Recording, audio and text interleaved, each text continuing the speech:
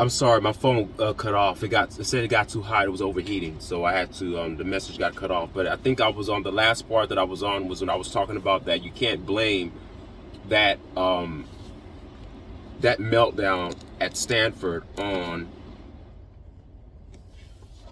Travis Hunter playing both sides of the ball. As I said before, yeah, he got burned. Name me one cornerback in the country that doesn't get burned occasionally. What killed that game for Colorado, as I've said before, if you look at my other videos, is Coach Prime's arrogance and inability and ego to not, yeah, I understand you want to pad your son's stats. It's 29-0. You play according to what the game is giving you. You have to actually, the game and the play, the way the game is going and the plays you run, there's a relationship that's there.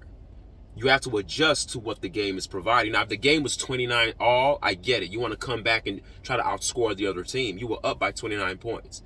Pretty much you were up by almost 30 damn points. And you have to put all the pressure on Stanford to come back by making them one-dimensional. But instead, you handed Stanford the game by you being one-dimensional. You know why you handed the game to them by being one-dimensional? Because when you were one-dimensional, you became predictable. When you became predictable, it was a lot of three and outs. A lot of three and outs allows Stanford to have more possessions. They get more possessions. Your defense is back on the field because they haven't gotten enough time to rest. They get burned. You come back on offense. You pass. You punt. Your defense comes back on the field. They're getting exhausted and tired. Now the offense is back on the field. They're gaining momentum. You're losing momentum. Coach Prime, that was your fault. That was on you. A lot of you guys want to blame the offensive coordinator. This had nothing to do with the offensive coordinators, folks. Any competent offensive-minded coach or any defensive-minded coach, anybody, any competent human being who is not driven or led by an agenda with an inflated ego and pride would know that if I have a huge lead to that magnitude against a team that's not really that explosive offensively, oh, I'm going to eat clock. I'm going to let the play clock go to 5 seconds of every play. I'm going to hand the ball off. Occasionally, I may throw just to throw him off balance. That's not what Coach Prime did. In his head, oh, my son's having a great game. I could probably have my son pass for 6 touchdowns and over 500 yards this game. So let's go get it. I got to prove to the world that my son is a Sanders and he deserves to be in the Heisman talks. That backfired on Coach Prime. So this had nothing to do with Travis Hunter. I do not agree with what that article said. This had nothing to do with him, with playing him on both sides of the ball. Sanders had him playing both ways. The Stanford game, the one that got away, and the article says he'll get to that in a minute. Although seeing Hunter go both ways has been cool at times, going to a ball game and getting better as a team is way cooler than social media highlights. I agree. At some point, I would agree with that, but at this point of the season, I don't even think going to a bowl game matters anymore to me because the dynamic of the team is just atrocious right now. There's no logic behind what they're doing. Colorado is too talented to blame everything on the damn offensive line. Now the shift has gone to the offensive coordinator. The blame game has to stop. It starts with the head coach. The head coach is the one that brought these offensive coordinators in because he understood that these offensive coordinators are going to do what I want them to do. They're yes men. So the blame should always be pointed at Coach Prime and stay on Coach Prime. Don't take it away from him. And he should not dictate how the blame or how his critique should be. Just saying put it on me is too general. Put it on you how specifically, Coach Prime? Specifically how? So we have to look into that. We definitely have to look into that. All right. So bowl game to me, it's nothing cool about a bowl game now because they don't look like a good team. Unless they change something and something gets changed, then yes. But as for now, I don't care if they go to a bowl. My concern is more for Shadour's health and them actually playing competent football from beginning to end. That's all I want. Wins or losses, I don't care at this point. The reason why to dump on Hunter being a two-way player outside of obvious injuries and things of that matter is this. You are denying somebody else an opportunity to get better at key skill positions outside the numbers. Now that I kind of agree with. But he's denied a lot. Coach Prime has denied a lot of people opportunities. He denied Alton McCaskill opportunities. He denied Kavosiey Smoke, the other running back. He's denied a lot of people opportunities. So I do agree with that, but not with the Hunter thing. I think Cormani can play more. I think he could play more. I mean, you're not going anywhere this season, so you might as well get the guy some in-game reps to get him ready for next year and sophomore year. That's assuming that he even comes back. He may not even come back, and I don't blame him. I don't blame any five-star athlete, any five-star recruit that wants to hit the portal after what they've seen this year with Coach Prime, because they know what they're experiencing with him. We're just on the outside. Coach Prime, getting all these great athletes, but look at the way he's utilizing them. He has select favorites. Hunter, Shedeur, Shiloh. That's it. Everybody else is disposable. All right? So you are denying somebody else the opportunity to get better at key positions outside the numbers. That's true, because I think Cormani could get better if you actually give him in-game reps. Who gives a damn what he does in practice? Give him a chance to play in the game. Colorado's defense has been bad all year. They haven't been bad all year. I think they're good. I just think that the offense puts them on the field too much. They're on the field too much, and the offense doesn't help their cause. Now, are the Colorado? Do they have an elite defense? Of course not. Are they poor? No. See, everything's hyperbolic. Everything that's spoken about Colorado is to the extremes. The offensive line is not that atrocious, and the defense is not that bad. I'm talking about relative to what the Pac-12 provides. I'm talking about when I look at the other Pac-12 teams, I don't see teams just dominating on a defensive end. It's a passing conference. I would say that the UCLA is probably the toughest defense in the Pac-12 right now. And they're known to give up a lot of points as well. So, no. The offense for Colorado is the problem. They're putting too much stress on the defense.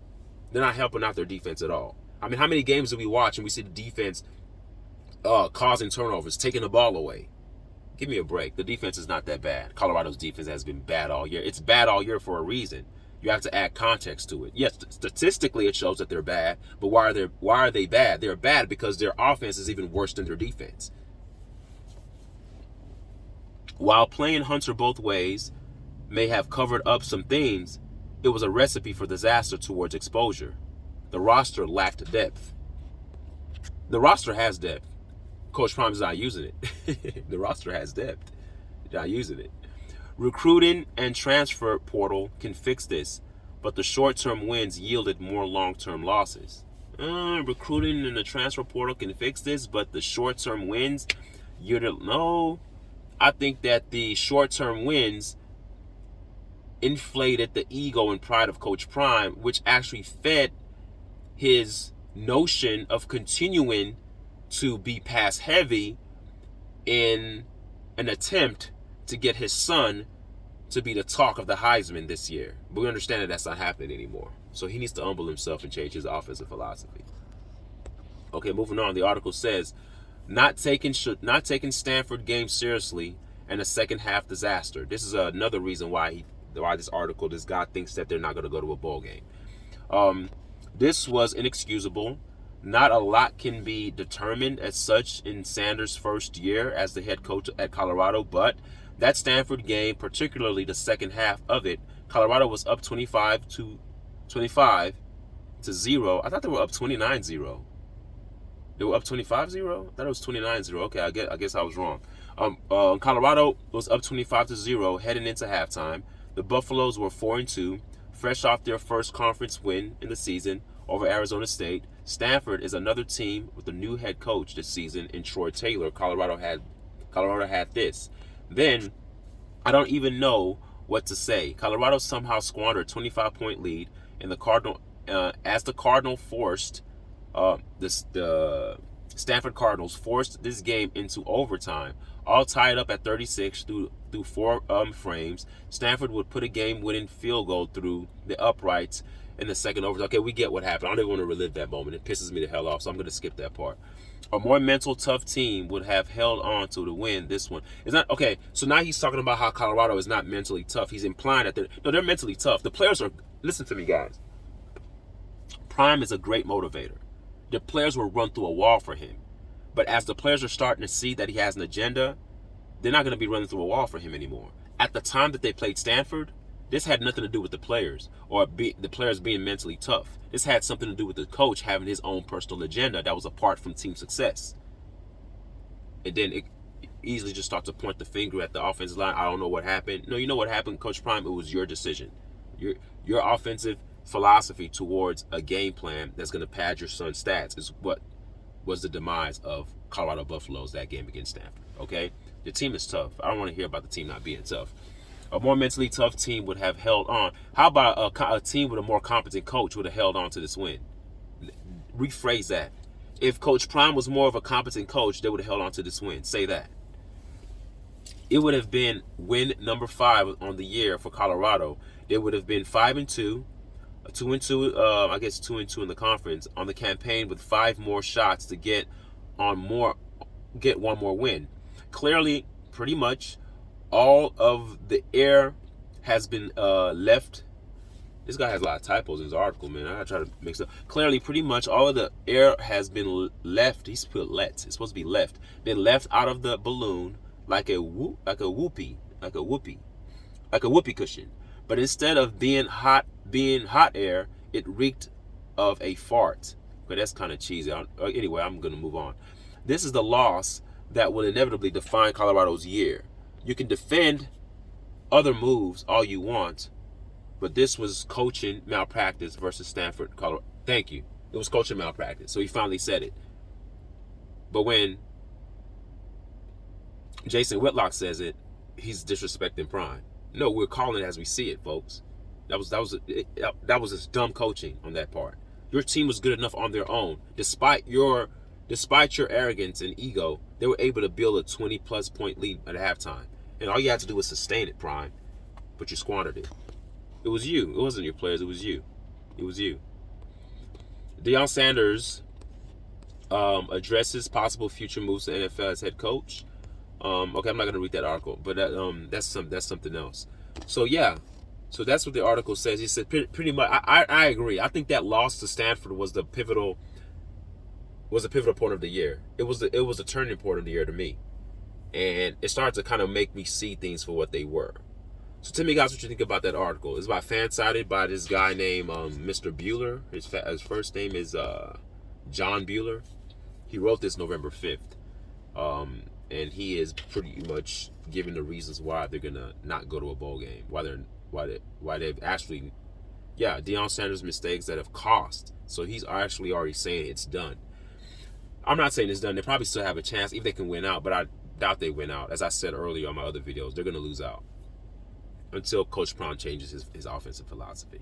All right, tell me what you guys think. Thank you guys for watching. I'm gonna piece these 2 videos together. The first one got cut off. So this is going to be a part 1 and a part 2. This is going to be the part 2 one. The first part I was doing, my phone overheated and stopped midway, so I had to continue. So I can't, it's not going to be 1 video. It's going to be in 2. So hopefully you guys can watch both of them and give me your ideas and give me your comments if you feel the need to. All right, take care. All right, bye.